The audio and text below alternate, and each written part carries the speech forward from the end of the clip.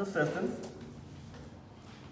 They capitalized on the ill-gotten, stolen information the Russians got from the Democratic campaign, from the hacking of the Democrats' computer systems. And when law enforcement began to investigate Russian interference in the election, the Trump administration, and President Trump particularly, conspired to cover it up. They repeatedly encouraged people to lie to investigators, or to not cooperate with investigators. Repeatedly, over and over again. He repeatedly tried to limit the scope of the investigation or to shut it down entirely. All of these things are examples of obstruction of justice. All of these are the kinds of offenses that if they were committed by any other president, then they would automatically be criminally prosecuted. We have prosecuted people for less than what this president has done. But the Justice Department, because of some internal memo that has no constitutional validity, has argued that the president can't be indicted. However, that should be, the Democrats should already be have put forth articles of impeachment against this president.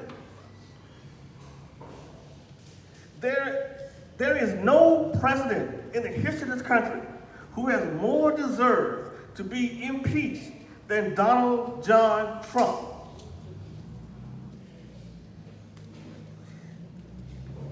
This president, in many ways, is so bad, we have actually forgotten just how bad the George W. Bush administration was. He's starting to make Bush administration look normal. We need a little history here.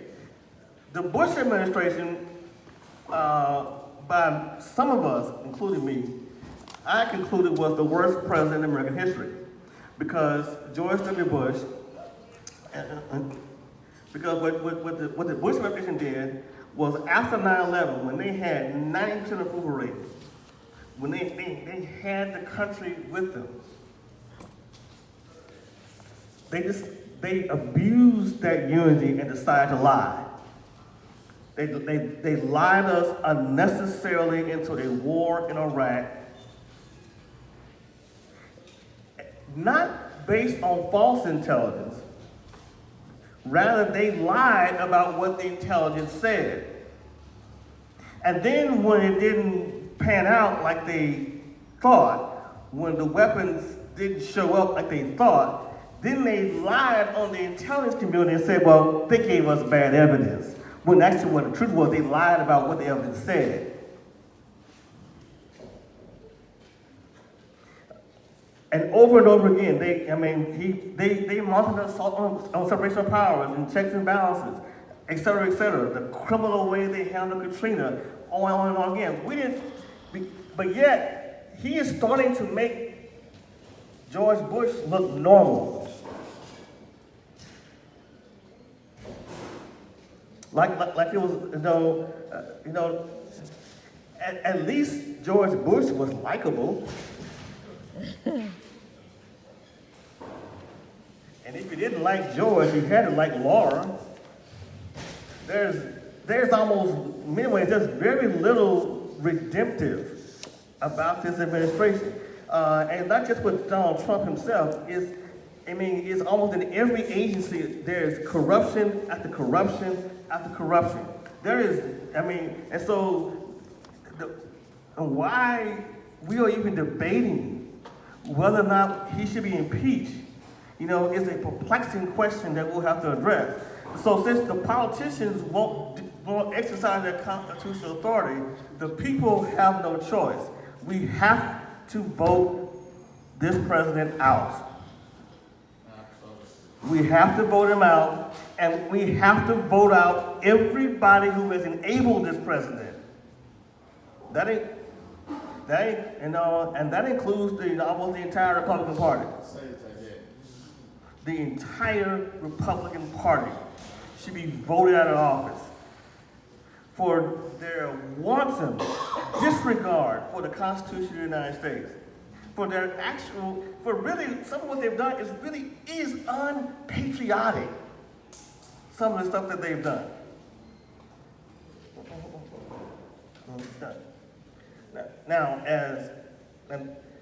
So that in some ways is where we are. It's the stakes of the 2020 election could not be higher. Many times we are told that this is the most important election of our lives, and sometimes we heard that so many times that we tend to get immune to that. We don't believe that. This time, this is true. This is true. Every day we're getting evidence that this president is getting worse. I want you to think about how bad things will be if we give them 4 more years. If we 4 more years of this president. I want you to think about that.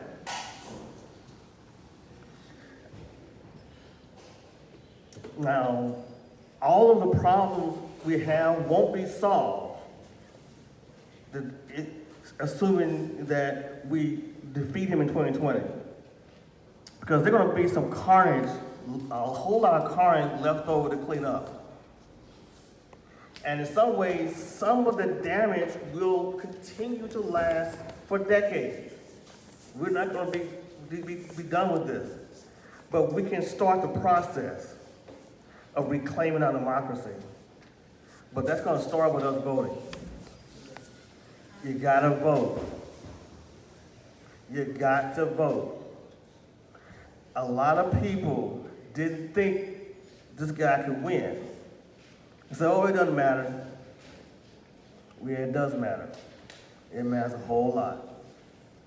So I'm going to stop here because I want to leave some time for some questions or comments. But I thank you for your attention. I think I saw a hand over here.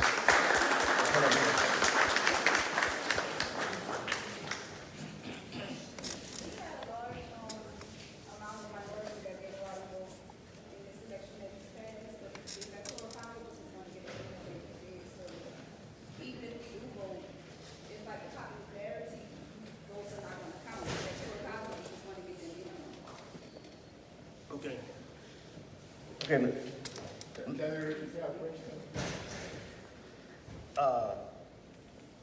There are some people who didn't hear your question, so you want to. Even if we do out and vote, there was a large amount of minority that didn't go out and vote, and Hillary won the popularity vote for the electoral colleges who got him in. So even if we do go out and vote and we try to make a difference and use our voice, it's like the people of the higher power are who are going to put him in the office. He got in office in the electoral college.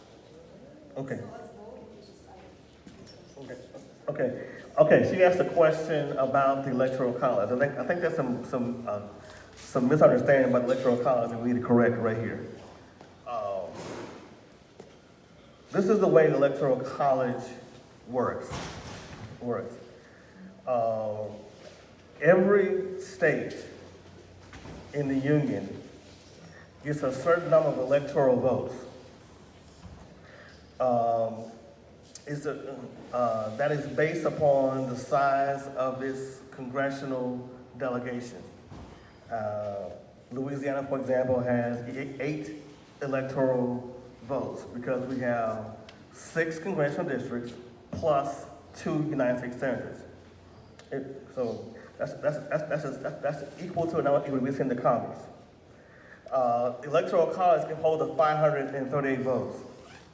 In most states, with the exception of 2, the way electoral votes are awarded is that if a candidate, the candidate who wins the popular vote in that state wins all the electoral votes. So for example, it doesn't matter whether or not you win by 1 vote or about 1 million votes, that candidate usually gets all electoral votes. There are 2 states where the rules are slightly different, in Missouri and Maine.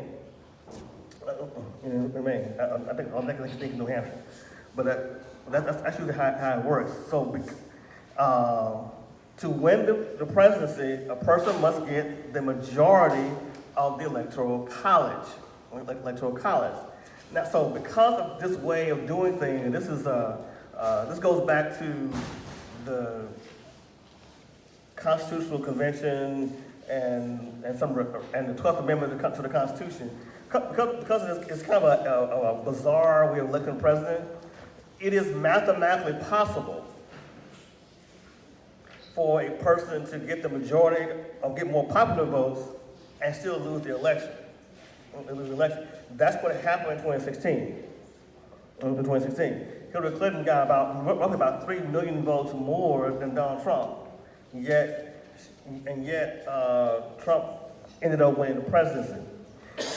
However, here's what we need to understand. That doesn't mean that your vote doesn't matter. In fact, actually, there were lots of states where the margin was very, very close. Essentially, Donald Trump became president by roughly a margin of 70,000 or so votes spread among 3 states that were closely connected. So in other words, if more people who were Democratic had voted in those states, he would not be president. So you need to understand how this framework works. Your vote matters. Believe me, if your vote didn't matter, people would not be spending so much effort to try to convince you not to vote, to put obstacles in your way to keep you from voting. Some of the states, like Wisconsin, Michigan, Ohio, Florida, North Carolina, these are states that Hillary Clinton up by very small margins. What do those states have in common? In all those states, Republican governors, Republican legislatures erected new methods to try to discourage people from voting, to create obstacles to people excited to vote. I'm mentioning some of these other issues we've had. In 2013, the Supreme Court of the United States gutted one of the key protections of the Voting Rights Act that deals with the issue called preclearance, whereby jurisdictions that have had a history of discriminating against minority voting, that they have to get a pre-approval for any changes to the system.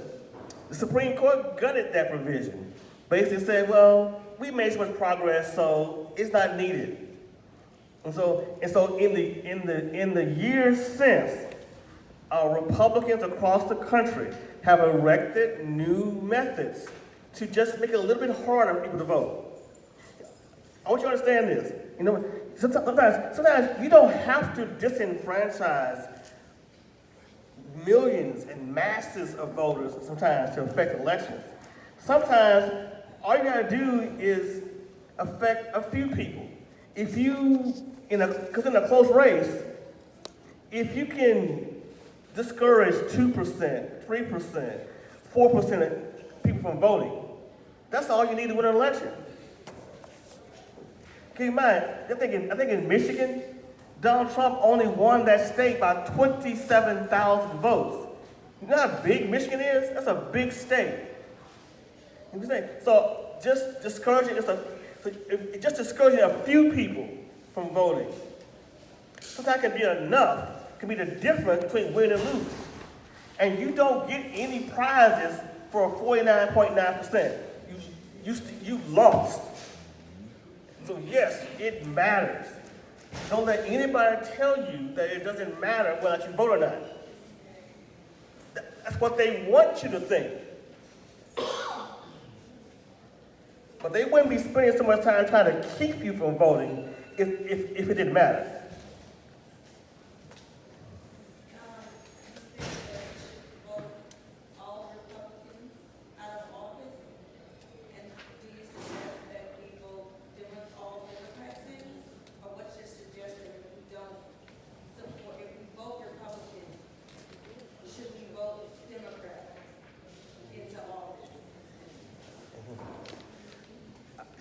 when I say that we should vote the Republicans out, I'm saying that not because the Democratic Party is a perfect party, that they don't have their own issues, that we don't have our own problems. In fact, I believe that there are lots of things that we should hold the Democratic Party accountable for. What I'm trying to stress is we are in a grave constitutional crisis. This is not a normal election that we're facing right now. We're dealing with a profound constitutional crisis. If this president and this party, given what they have done, is given 4 more years, I want you to think about, for example, what they've done with the Supreme Court and the federal judiciary. They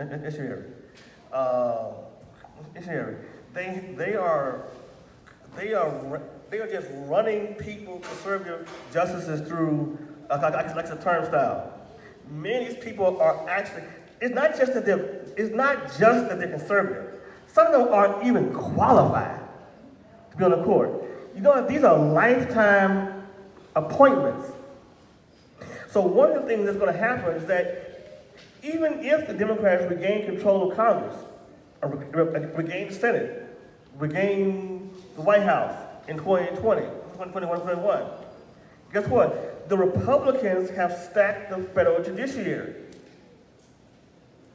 And so what that's going to mean going forward is that there still will be things that they can use the courts to try to block, even if a Democrat gets in office. And so if that's what they've done now, imagine if they get 4 more years to add more people to the court. Imagine a Supreme Court that has a 7-2 or 8-1 conservative majority. A couple of weeks ago, we heard that Ruth Bader Ginsburg was sick again, and the excitement among conservatives was just palpable. And then it turned out, well, she's fine. It was like, darn. I mean, they're literally rooting for her to die, so they can put even.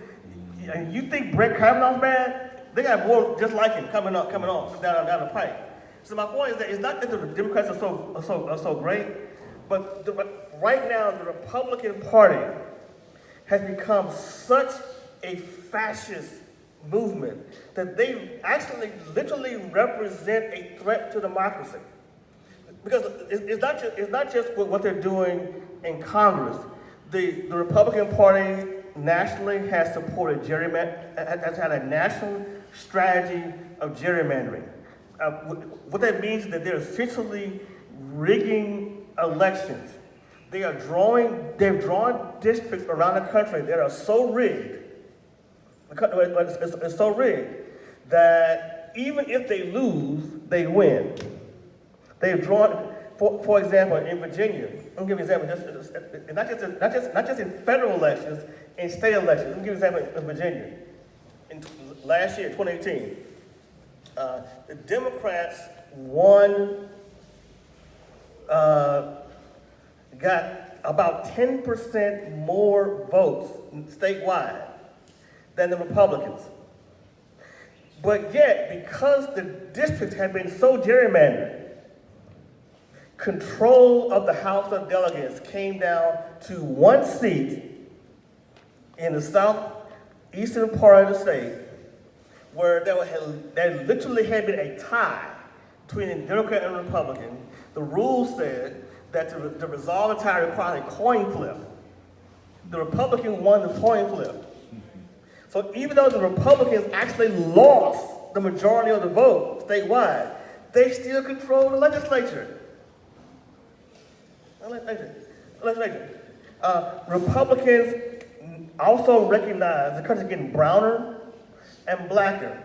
And so this is another reason why they're pushing voter suppression, gerrymandering, The Supreme Court just said, this last sentence says, partial gerrymandering, it's okay to do it. No problem. So they understand. And that's why I say they are a threat to democracy. It's not about, I mean, that's my problem with the Republican Party right now. How do we know that President Trump won his rig election again? Like if he did it the first time, how do you know he won't do it again in 2020? Well, again, one of the things about this president, and this is another one reason why it's so much important for people to vote and recognize we're having a Mueller report, is that it's not only did the interference happen in the 2016 election, but the Republican Party, collaborating with the president, they have refused to take sensible actions to protect our election systems for 2020. They have resisted what ought to be seen to be common sense election security measures to protect our elections in 2020. In fact, they are almost inviting foreign interference.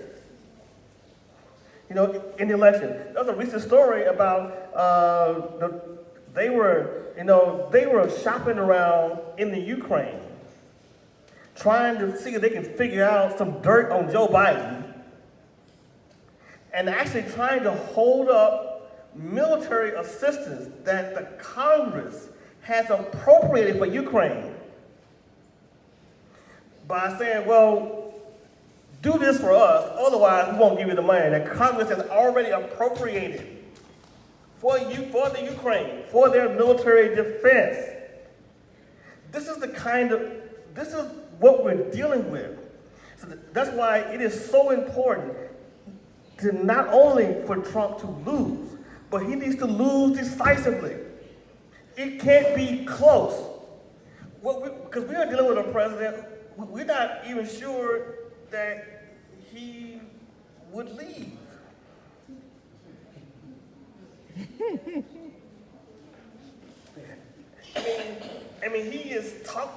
He likes tyrants. He likes the fact that China's president doesn't have to have an election. Maybe we're going to have, and he said things like, the people might demand that I serve more than 2 terms.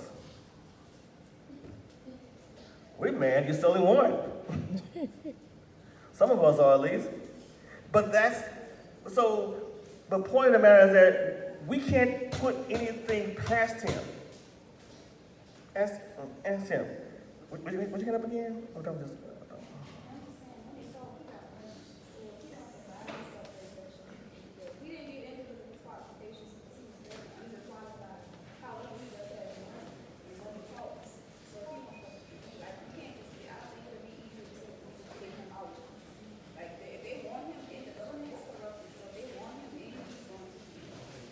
Well, again, he is corrupt. They are corrupt. But do not give up, as a citizen, do not give up your power. You have the citizens have within them the ability to vote this president out. We have, but if we just say, they're just going to do what they want to do anyway, we sort of resign ourselves to our own fate. I want you to keep in mind, we have faced difficult challenges before, and there have been structures that people thought couldn't be challenged. Imagine you living in the 1840s and 1850s, and you're challenging the slave power, the slave aristocracy that has run this country, actually that pre-existed this country. Many people had the attitude that there's nothing that can be done about it. that they're too powerful, that it's a waste of time to try to deal with that situation, to try to challenge it. But people did, and it came down. People said there was no point in challenging Plessy versus Ferguson. That's the way it is. That's just our lot in life. But people challenged it, and it changed. Now, it doesn't mean it's going to be easy. It doesn't mean that those who have power are going to give it up. That just doesn't work anywhere. There's no system anywhere in the world where people who have power are just going to willingly give it up. And if we're expecting that, I got news for you. That ain't how it works. But powerful systems have come down. They have been toppled. That people have resisted them. It wasn't easy, no. But don't just give in. Things can change. You have a right to vote that other people fought for and died for. Don't squander it. So, how long do you think, well, is it possible to change the legislation that has already put in place? And how, if so, what about the federal judges and the circuit judges that have already been put in place? I know the Supreme Court judges are pretty much there until they're no longer here with us. But all of the other legislation he has put into place, is it possible to go back and reverse those with this upcoming election? Yeah, it's possible. It's very possible to, but again, a lot of that requires, first of all, electing the right people. First of all, it also requires engagement. You know, because it's about more than just voting. For example, many people got excited in 2018 2008, when Obama got elected, and the hope and change. And then however, many folks after he got elected just kind of sat on their hands and said, okay, let's let him do it. Well, that's not how it works. And many of the people who voted for him in 2008 stopped being engaged. They didn't vote in 2010 in the midterms, didn't vote in 2014, and so that allowed those who were opposed to some of these reforms to get back into power and to block some of the things that we might have wanted to happen. And so it's about more than just voting. You have to stay engaged, you know, and it's not just with the people that you disagree with the people that you do agree with. Because that's what they understand. That's what they understand.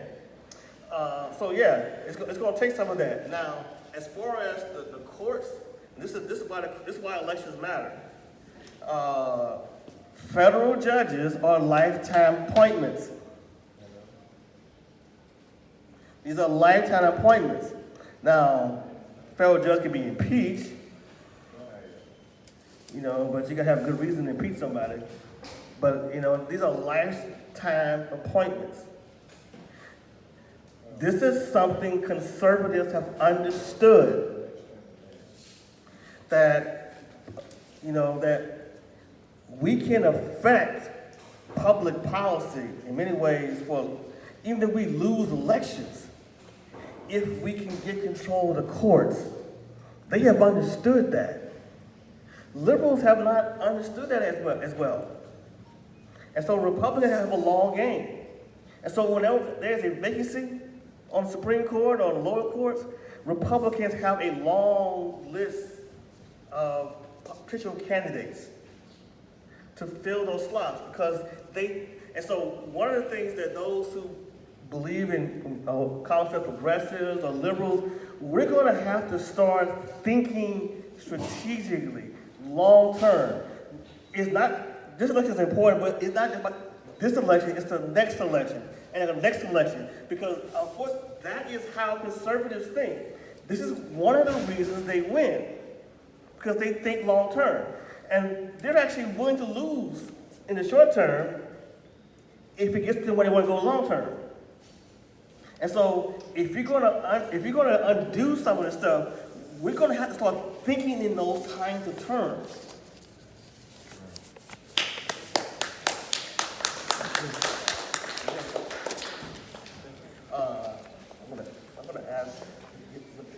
I'm gonna ask the dean if you want to come over. You have any remarks you want to make? No. All I wanted to say, please join me to congratulate this special scholar. This is wonderful. A round of applause, please. The only way we can appreciate his time and effort and research is to do some of the things he has suggested. Get out and vote. Nobody here will tell you what number, not 45, is that his? Yeah. Do you know what the hell he's doing? Could you imagine what it will be in the next 4 years, like he said? Stay tuned, be involved. Dr. Samuels, the college is very, very grateful for this seminar workshop. I hope we'll do more of it. Thank you so much.